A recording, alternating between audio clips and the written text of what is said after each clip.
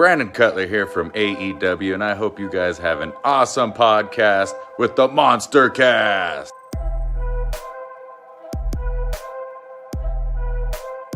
What's up, you guys? Sean Ross Sapp, Fightful here. You're watching the MonsterCast with Jack and Ryan.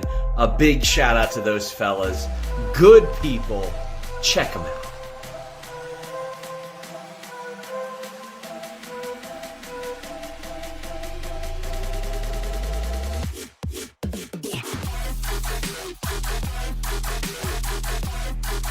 Here's your host of the MonsterCast, the Straight Edge Monster, Jack and Ryan. We can start there because I know you want to spend a lot of time on the two dudes that you just have hards on for. So we're gonna do the Jay White Okada, right? Because those are the two dudes. So this was your favorite favorite review of the year already, right? I can go ahead and put that on the Monster Awards 2023. This was the best show of the year for you then? I love Jay White. So let's do. He's great. Oh no, it's gonna be in the running for sure. It's gonna be hard to top it. So Okada and Jay White, what did you think? Really good you match. You watched it really in a vacuum, so you let everybody know that you didn't watch it after the Omega Ospreay because you didn't want the match ruined for you. Right. As far as quality of match and stuff, because you knew nobody was about to follow that. So as soon as you got done watching Ospreay and Omega, you cut it off and went to sleep. And then you woke up and watched the last match in a vacuum by itself because you wanted to have a break because you was like, no, there's no way. That's like, well, I won't say it's the same quality, but it's the what the hell was it? It was the the Hell in a Cell situation. So you had Mankind and Undertaker go on, steal the fucking show. No one's talking about anything else. And then Austin and Kane had to go out there and have a world title match. There's no fucking way, right? There's no fucking way. So, so what did you think after you watched the Jay White Okada match because of the way that you watched it? What, like, star-wise, outcome-wise, the outcome match quality-wise, all that stuff. You weren't going to have Okada lose the Wrestle Kingdom right after Inoki dies. It just wasn't going to fucking happen. You weren't going to have a Gaijin walk away with the world title right after that. It was too obvious. I thought the match itself was really good. That even knowing that in my head, like there's no way they're going to have Jay White walk away with the belt. There were some spots that they did really good false finishes. The entire match was incredibly well worked. I can't think of anything that popped out as like egregiously bad for sure. Because sometimes, you get shit where it's like, oh, it's too much Gato interfering or too much bullshit. Like, there wasn't really anything that stood out as super bad in that sense. It was like a straight, relatively straight match. If not for the Omega Ospreay match, I would say that a lot more people would be talking about that match because it was really well done. But the outcome was such a foregone conclusion that I just felt like, that does take away from it in some sense. But it was probably like my second favorite match of theirs together. So for whatever that's worth. And it does continue Jay White's more interesting story arc where he's like, fuck, like maybe I'm not the guy. I thought I was the guy, maybe I'm not the guy. Should I still be here? That whole thing. So, and word is that I think they got married. His wife now is pregnant apparently, or is expecting her to be, or trying to be, or some shit like that. Something involving a kid. So he wants to, and he lives in Florida. So I think he wants to come to the U.S. full time. So they're doing this whole the Hikuleo match after that. Will he leave? He never said leave New Japan. He just said the loser leaves Japan. So he may be coming over to the States to do the New Japan ROH crossover stuff or something like that. So we'll see. But as far as the Okada match, it was the right outcome. It's a predictable outcome. It was a really well worked match. Nothing else to really say about it.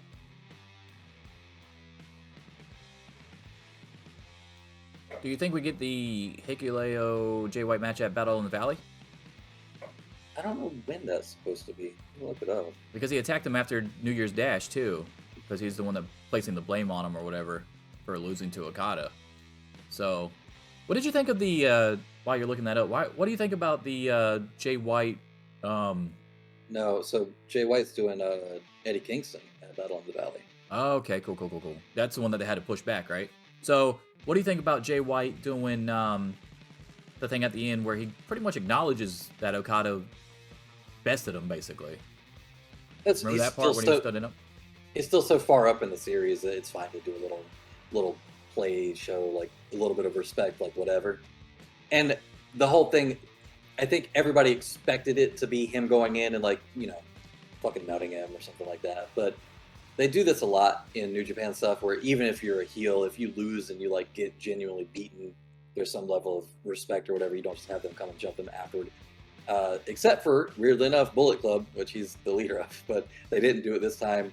I thought it was a neat little subversion. You think Wrestle Kingdom has something to do with that too? Because it's the biggest pay-per-view? Maybe, and maybe just some of the... You know how they do it a lot at WrestleMania, even though it's like the biggest heel of all time, but somebody will acknowledge them after because it's WrestleMania type deal? Yeah, that, and then I think it would have been really frowned upon to do like a post-match beatdown. Like I said, like the first Wrestle Kingdom right after Inoki dies, and you've got Okada, who's sort of they see as like the... You think that, like you were talking about, there's no way Gaijin was going to win. Do you think that has something to do with it too because it was the first one after Inoki passed away? Yeah, absolutely. There's no way, yeah. Okay, so who do you think's going to lose, though, in the Loser Leaves Japan match? Because there's reports that WWE is interested in not only Hikuleo, but also your new Never Openweight champion, who also just beat the former champion in Carl Anderson that left fucking WWE. And then Tama Tonga was talking mad shit about it, and now magically he might be leaving as Never Openweight champion too. What do you think about them being interested in both? And then, of course, who do you think loses the match between Hikuleo and Jay White? Who leaves first, basically? The Bloodline is the most over storyline they have. They see any Samoan in any promotion that knows how to wrestle, they're going to want it. Like, that's not shocking. See, that's weird to me, because Jacob Fatu can clearly wrestle, and he's still over there in MLW, yeah, so... That's true, too. Yeah. He's well, also probably a Samoan werewolf. He's beating badass. the shit out of that fan. Probably it's something they were like, That's fucking great. That's who you want. That's who you want, dude. What? Come on. That dude came in the fucking guardrail. No. I'm not saying he was wrong in any way. He's 100% correct to do it. I'm saying from a WWE PR point of view. Do you want? Well, yeah, that's the same dude that did the PWG shit with Daniel Garcia. That's why the video started resurfacing again. Because the Daniel Garcia thing is the new one when JAS showed up in PWG. But the Samoan werewolf, when Jacob Fatu took him out, that was older. But yeah, that guy has I don't know why they no keep brain letting him cells, come to apparently. shows. Question, who the fuck looks at Jacob Fatu and is like, yeah, I'm about to fuck you up? I would. No, I fucking would. No That man's fucking scary. way, dude. Come on. That Like man's scary Garcia, as fuck. like Daniel Garcia, he's just flipping him off and he's kicking you in the hand. Okay, I get why you're kind of pissed off about that, right? Because it's PWG, and you're that close to the ring and stuff, but really, dude? Yeah, Jacob yeah. Fatu? Fuck that. You literally walked in there, so you really thought you had a chance. Walked in there talking shit, got one hit knocked down, and then just stumbling like a dipshit for like minutes after. From a lariat, dude. You got fucked up from a lariat. Oh god. That's good Well, shit. hey, so did Hangman. Don't talk shit. Stuff hurts. Yeah. Yeah, so did Moxley, motherfucker. Fuck you.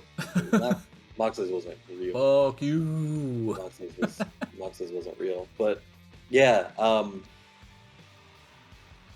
not surprised, especially with Hikuleo. You know how they're crazy about tall dudes.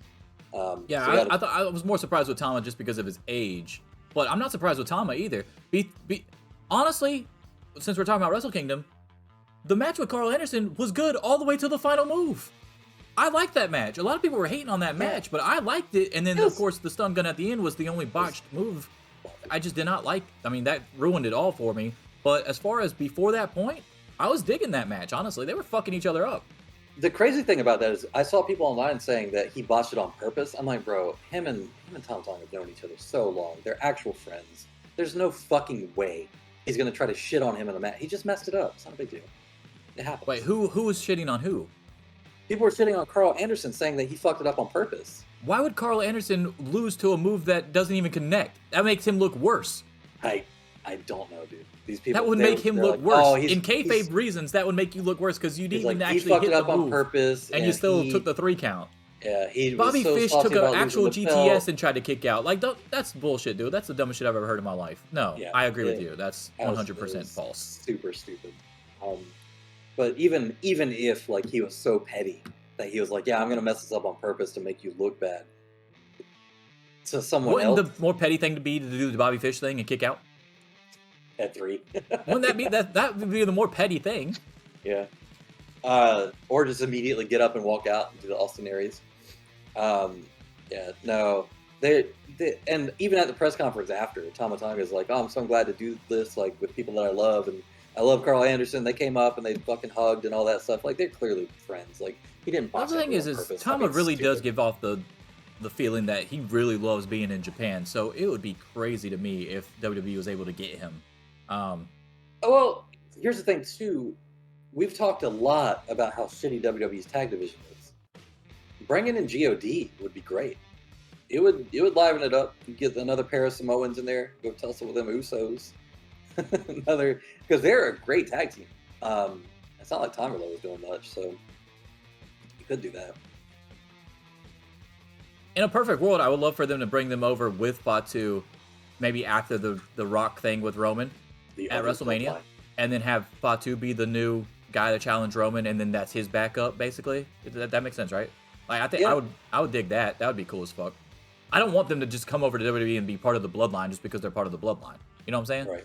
Like, I want Haku's side of the family to fucking go against Roman and like say, fuck this, we're about to fuck you up. Take the tag titles, put them on Gorillas of Destiny, and then put Jacob Fatu in a position where he's fucking everybody up, and he is eventually the one to take it off of Roman if they don't give it to The Rock or Cody before then. But I think that would be fucking badass, honestly.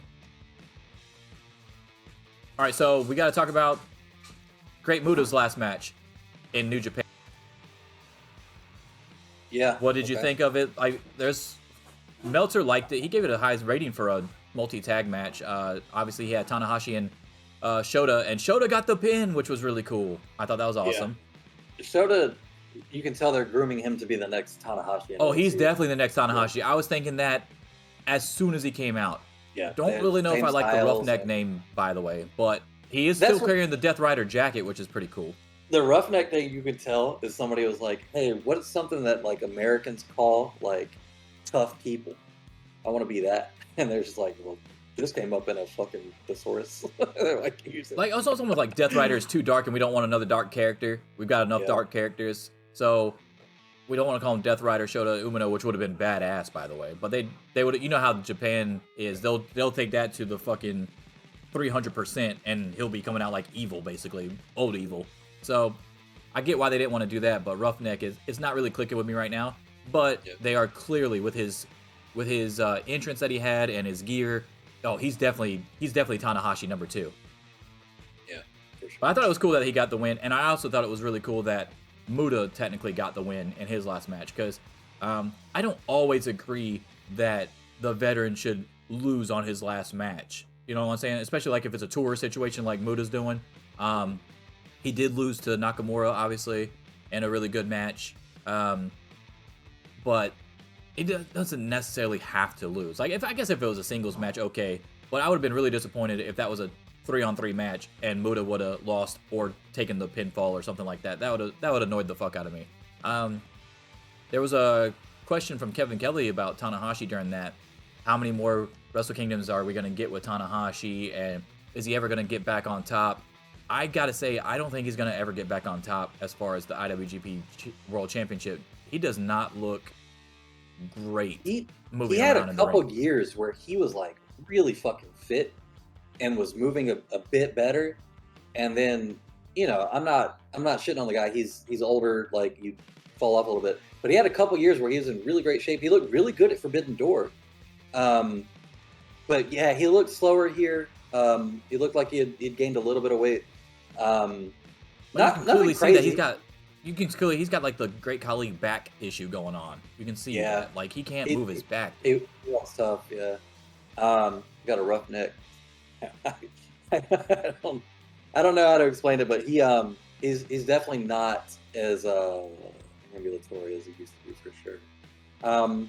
But you have guys like Yuji Nagata who weren't moving great either, and still had another fucking 8 years in their run, even after they started losing some of their mobility.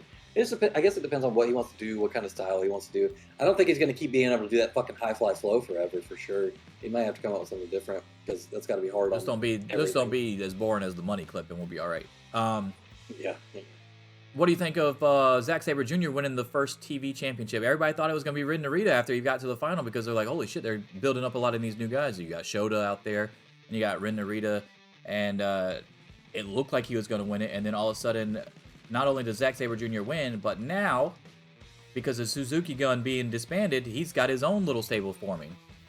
Yeah, I kind of wish, instead of them doing the TMDK thing, that they had him just start like fucking Saber Goon or something, and basically fold in everybody that was in Suzuki Gun before. That would have made more sense to me.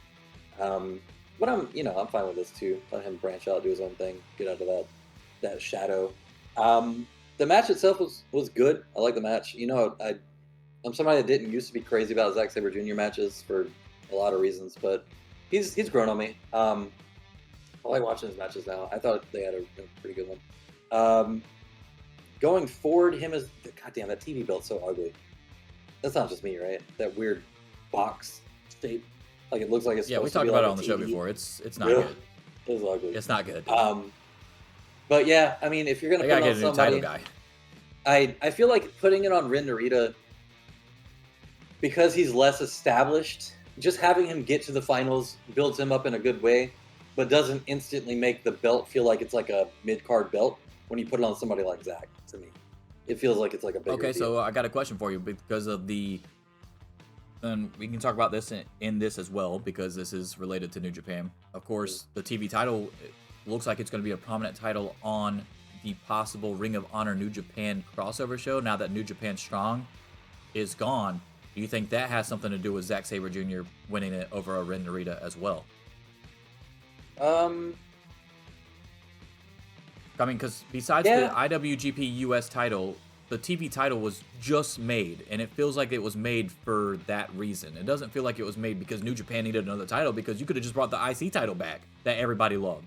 So it's weird that you would just make a brand new title and call it the US title. And call it the TV title if you weren't planning on using it on multiple platforms of television. And we all know that the rumors are coming out that TK and New Japan are trying to do a crossover thing because New Japan Strong failed over here in the US.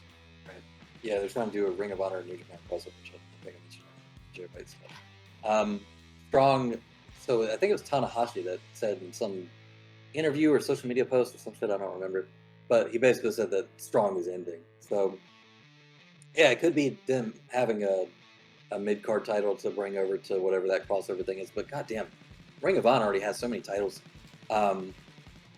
Maybe that is just New Japan trying to get one more in there to like have it in their mix. It does make sense in that case to give it to Zack Sabre Jr. too, because he's going to be flying out of the UK, which is apparently less of a headache getting to the States than Japan to the States and back. So the other thing I don't understand with the TV title being added in, if you're not going to use it over there, like you have the never open weight title sitting there, right? Mm-hmm. You've got the IWGP US title sitting there, which I said on Twitter, I'm not a huge fan of region-based titles when they're not being held by that region.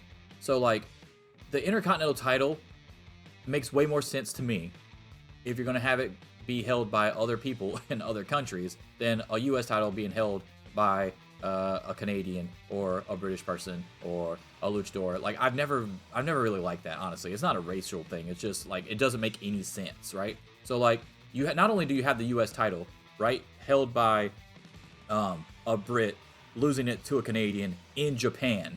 That like just have the fucking IC title back, dude. Intercontinental title, international title. There's other names that you can use that make it make sense. I don't like it. It's just a personal preference, obviously. But like when you have a TV show over here or over there or wherever the hell you're going to have this TV show at, and trading talent back and forth. And I think it's going to be like, honestly, I think what they're going to do is have a base over here and a base over there, and just trade a few people back and forth type deal, like your champions type deal. I think that's what's going to happen, but I don't know the logistics of it all. and it hasn't been announced yet. I think obviously TK is going to get asked about this after Supercard of Honor, right? You would have to imagine that something else is going to have to come out by then, which I believe is also in February. But I think part of it is just because I'm so annoyed that they got rid of the IC title, because I like that title a lot. So when they combined it with the world title, we were all pissed off on this show about it. We were like, we didn't understand it. And then after that, you kept the US title, which had a lesser history, and then you brought in a TV title too. So you got 2 titles when you could have just had the IC title. And you've already got the Never Open Weight too. That's a mid-card title as well. So what the fuck? How many titles you need? Way back in the day, right? Way back. How did you feel about the European Championship in WWE? No, I never liked it. I didn't like it. Okay. It's always been the same for me. What if the initial tournament for that title was all European guys, and then they lose it to somebody that's not European? Because I'm just saying they should never have been put in the situation to lose it to a non-European guy. It's a European championship. So, do you feel like All Atlantic hits that bar of being just intercontinental? Yes, I don't like the All Atlantic. I don't like the name of it. I like the way the title looks. I understand it, as far as what you're trying to do with it, but it should have just been an international title. You should just call it the international title. I don't like the name of the title at all. It is international. Yes, but All Atlantic is not international, though. It's not the same.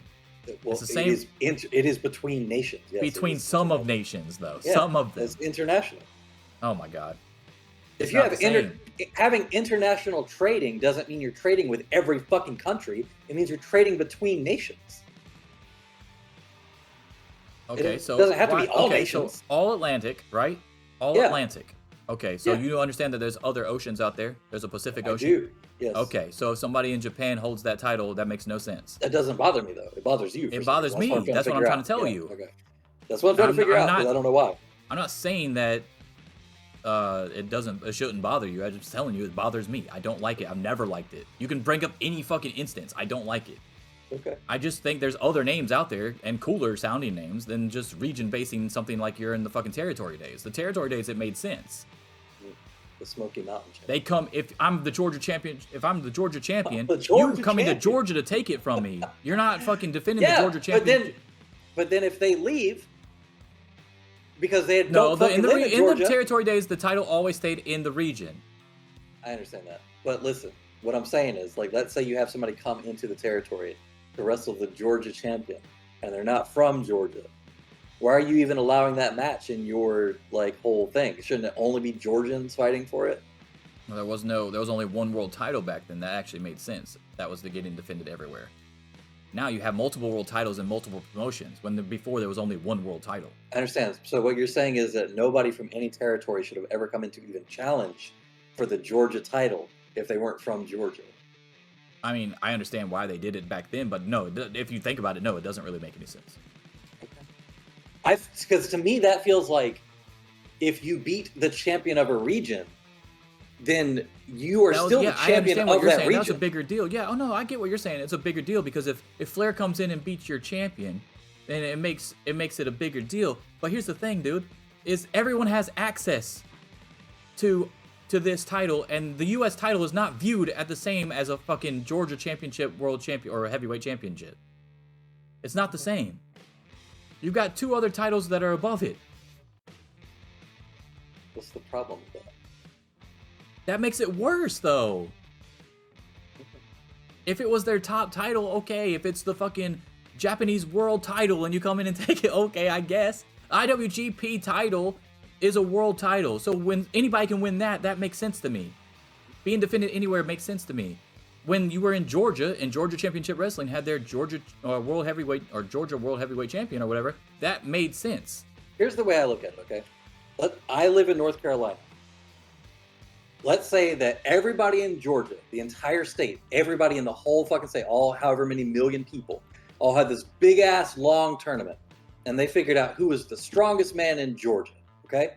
I, from North Carolina, go over and beat the shit out of that man. Just because I don't live in Georgia doesn't mean I'm not still the champion of Georgia.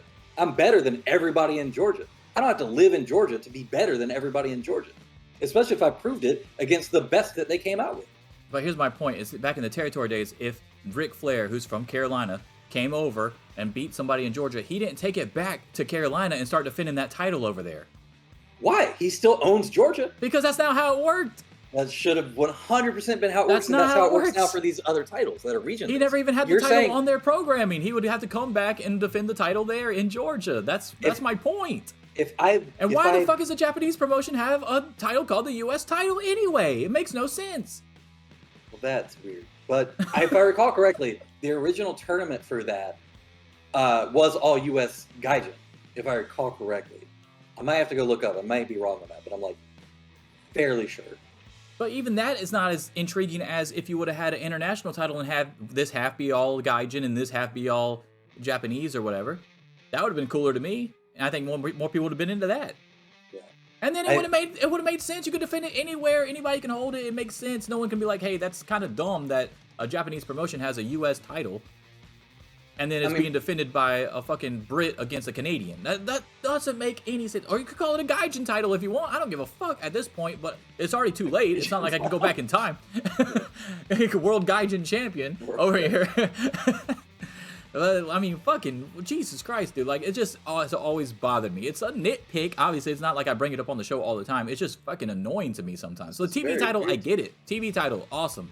Okay, so if back to the Georgia example, if I've proven that I'm better than everyone in Georgia and I beat the guy who's the number one in Georgia, then I am the champion of Georgia because I've beaten the best that they have.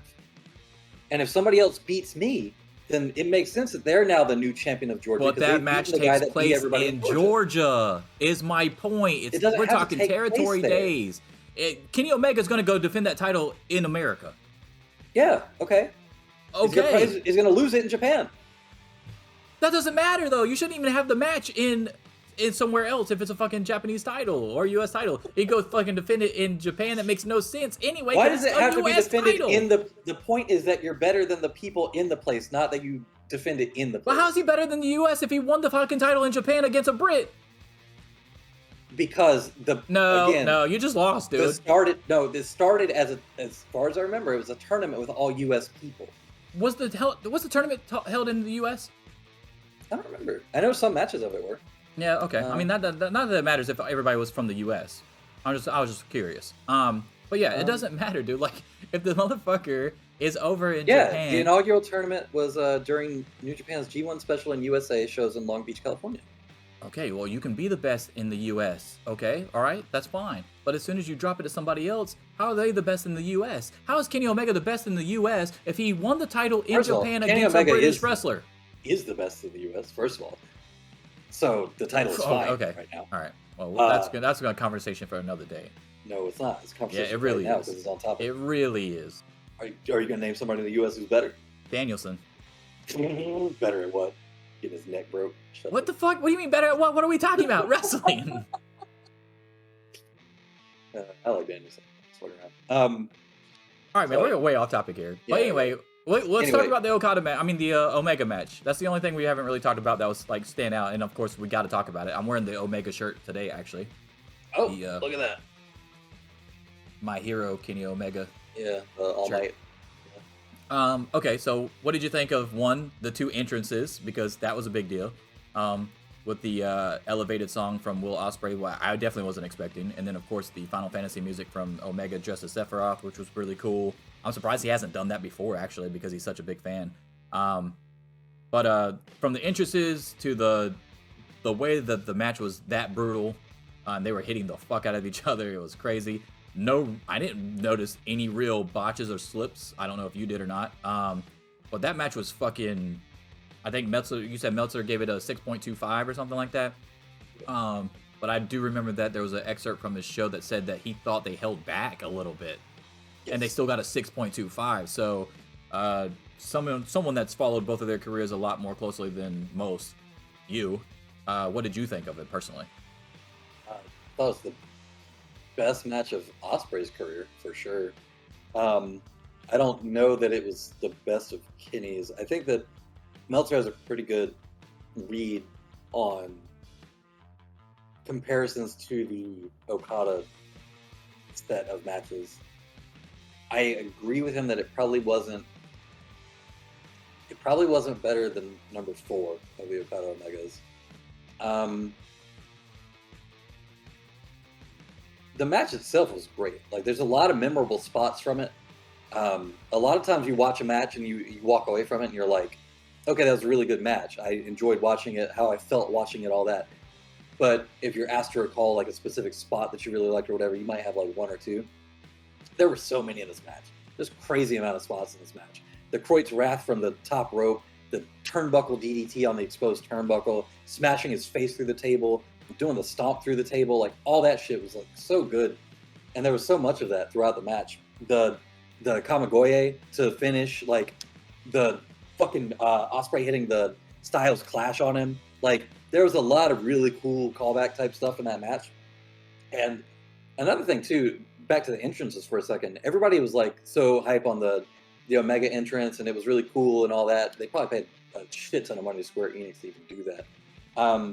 But I felt like it overshadowed Ospreay's entrance, which was also really cool. The whole like coming up out of the elevator thing, the theme change, like all that shit. It felt like, we talk about like WrestleMania and Wrestle Kingdom in sort of the same vein sometimes because there's so much like pageantry involved, and that's what it felt like to me. Like, it felt like a huge deal because of all the pageantry with the entrances. And then once I got into the match, like super hard hitting, a lot, like I said, a lot of memorable spots, a lot of like, there were a couple times where I was like, fuck, like I wish he had sold that a little bit more before going to the next sequence. But even still, that 30 minutes just like flew by. It was like so quick by the time they got to that point. I've watched that match 3 times now. I watched it live, I watched it again the next day, and then I watched it again like a week later. And it holds up like every time. It's a great match. If you haven't seen it, go watch it, whatever. I didn't get the sense that they were holding back, but you know, I could see seeds being planted where it's like, okay, we're gonna do this in this match and it's gonna hit, and then in match 2, you're gonna counter it when I try to do the same thing, or shit like that. Like, you could see where they're sort of laying that out with a lot of the spots. So I think it deserved all the praise it got. I thought it was a great match for both of them. I thought it was probably Ospreay's best match. I wasn't sure. This is the other thing too that kind of set it apart from the Okada Jay White one for me. I didn't know who was going to win going into it. I figured they probably weren't going to bring Kenny back to have him lose, and that they could always do the story where Ospreay gets really dejected and tries even harder and comes back and wins it eventually and like proves himself, and Kenny gives him a pat on the back and like, oh yeah, you did it, kid. They could have done that, but they also could have just had Ospreay fucking beat him, because Ospreay's been carrying that company for years and wanted to show like, no, I do deserve to be here, and just do that straight from the jump. So it could have gone either way. I think the ending sequence with all his boys out there like holding him as he's like realizing, you know, fuck, I lost, and like reaching for the title, and Kenny just standing over him and shit. That was all cool.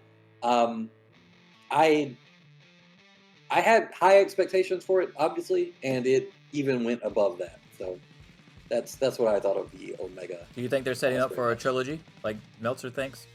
Yeah, probably, because they at some point they have to get the belt either back on Ospreay or at least give Ospreay's win back. So they're not just going to leave it at that for sure. It'll either be 2 matches or 3. I could see them doing 3 matches where they kind of mirror, or even 4 matches where they kind of mirror the story with Okada, where now Ospreay is in the Omega position, where he loses, and now he's expected to lose because he's just not as good, then gets a draw, and then finally wins. Like, I could see them doing that for sure. And then that'd be like a nice little storytelling arc where it you know, matches up and everything. But the thing about the Okada Omega stuff is that it never seemed personal. It was always just like, this guy's considered the best, and I want to be the best. And we've had really competitive matches because he's the best, and I want to be the best. This, you could throw in a lot of extra shit with this. You could have like Kota Ibushi stuff get involved because apparently his shoulder's back at like 90%. Like, there's a lot you can do with this that makes it a lot more like emotionally gripping than the Omega Okada stuff was, which is only emotionally gripping in like the back and forth of their matches and not so much the outside the ring stuff. So, what do you think about the Kota Ibushi comments about saying basically that he can't work with Kenny if he's going to be working with New Japan still, though. Like, clearly there's still bad blood between Kota and New Japan.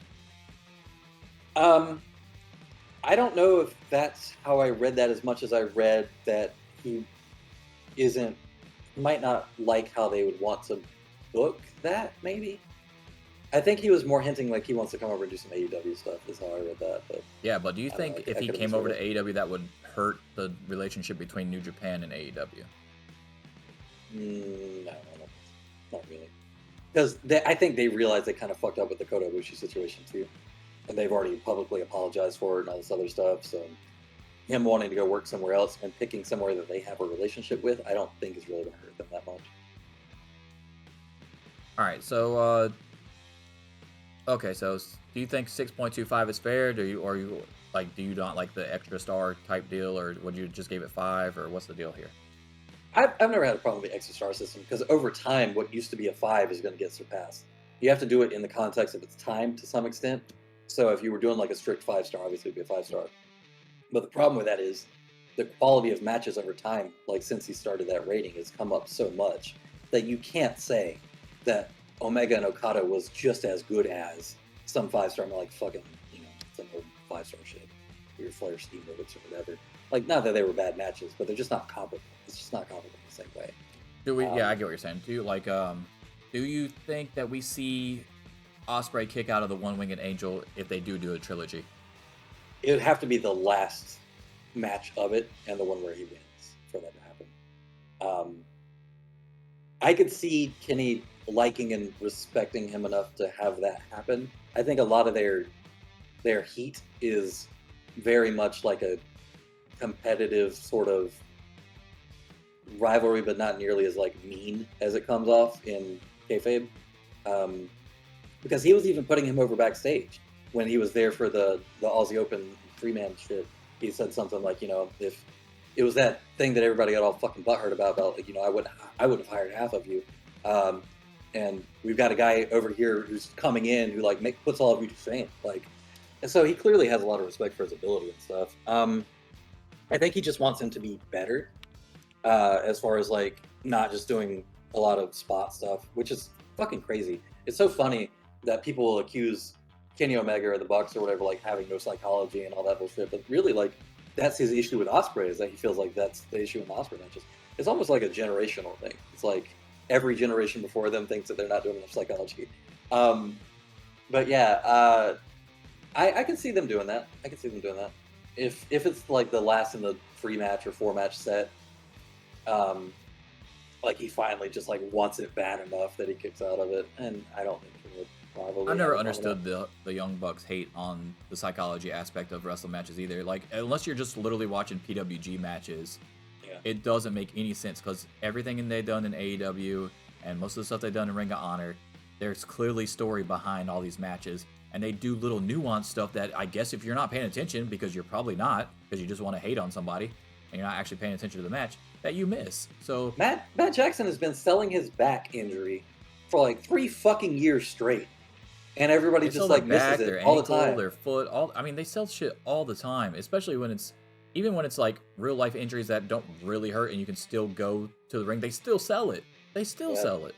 Well, the whole thing with the hammer and all that shit, like Nick Jackson legitimately broke his toe like pretty early in the series of 7 and kept wrestling with it, and they turned it into an angle and started having, the hammer shots to the foot and all that shit. Like, people are weird. They don't, it's got to be they're just not paying attention, or they're just like, oh, they're so acrobatic that there must not be a story here. They're like overlooking it for everything else. Like, we can't pay attention to 2 things at once. Well, they just never been involved in a sport that gives you adrenaline at all. Because just because my back hurts, if I got fucking like, and you hear people talk about this even after their career. Austin still talks about it on his podcast and stuff. Like, they miss that rush. There's a reason why they can't find that anywhere else. There's a reason why wrestling is so hard to let go if you're someone like a Ric Flair or a Hulk Hogan or something like that. Because those fucking reactions get you fucking pumped up no matter how much pain you're in. So, like, I don't think they really comprehend that either. I saw somebody complaining about, so in the last match of the best of 7, Pac gives Omega a Falcon Arrow on the outside. And it takes him probably like 30 seconds to get back up and recover and get back in the ring. And people are complaining like he should have sold that longer. It was a Falcon Arrow to the outside. It's like, yeah, but Falcon Arrow, people will pin immediately after and kick out of it at fucking 2. So to the outside, times 10, 20 seconds to get up is not really that unreasonable. And it's not like he stopped selling it when he got back in the ring either. Like, just little shit like that people try to nitpick, and it's like, what you're saying doesn't really make sense. Yeah, that's the other thing is like, okay, so we watch Tony Storm versus Jamie Hayter beat the shit out of each other, right? Mm-hmm. And then, what does JR always say? It only takes 3 seconds. Well, if motherfuckers are kicking out of moves at 2, then what makes you think they should be selling these moves for 20, 30, 40 seconds, a minute out of the ring, if they were going to kick out at 2 anyway, because it wasn't a finisher? Right. Yeah, I mean, and I get it. Like, it definitely should hurt, but it's not like a Falcon Arrow is going to knock you out either. You're landing on your shoulders and your back. You might get the wind knocked out of you, but like, I don't know. It's So like, by that oh, logic, fuck, I should my be able to back go to wrestling, and my finishing move should be a suplex. Yeah, and I think that's a lot of it is too. Like, you, again, that 50+ demographic that saw Jake the Snake do a DDT, and that's the end of the fucking match. Like, bro, it's not like that anymore. Yeah, I agree. All right, let's move it on. So Wrestle Kingdom, like letter grade, what would you give it for this year? Wrestle Kingdom 17. That was an A for sure. That was a great show all around. Even the prelim stuff was great. A little disappointed that Master Wato didn't win. I felt that he had it in the bag, but you know, I did next not, year, and I was happy. I gave He was- it hey, an A. They gave him a pretty fucking close false finish though. Did you see that? I was like, oh shit, my boy on top. What do you think? While we're still talking about it, before I forget, Desperado from Suzuki Goon or whatever. Where do you think he yeah. goes? They were I don't know. They were kind of talking about that. Like a lot of people would be interested in him, but they didn't really lean one way or the other. Like because he's not big enough to have his own stable, obviously, because he's a junior heavyweight, right? So where do you think he actually goes? Do you think he goes to Chaos? Do you think he goes the new faction? I know that he does a lot with Starlight Kid in the Stardom stuff. Like they do a lot of mixed stuff, and they have a lot of crossover merch and shit like that. So he might be involved over there for a little bit. I don't know. You could do a lot of stuff with him. I don't know how old he is, but he comes. What was the reason that Suzuki Goon is gone and disbanded? Because Suzuki is retiring. Oh, so he actually is. Okay, that's what I figured, but I didn't know. Like, they don't have like an exact date or anything, though, right? No.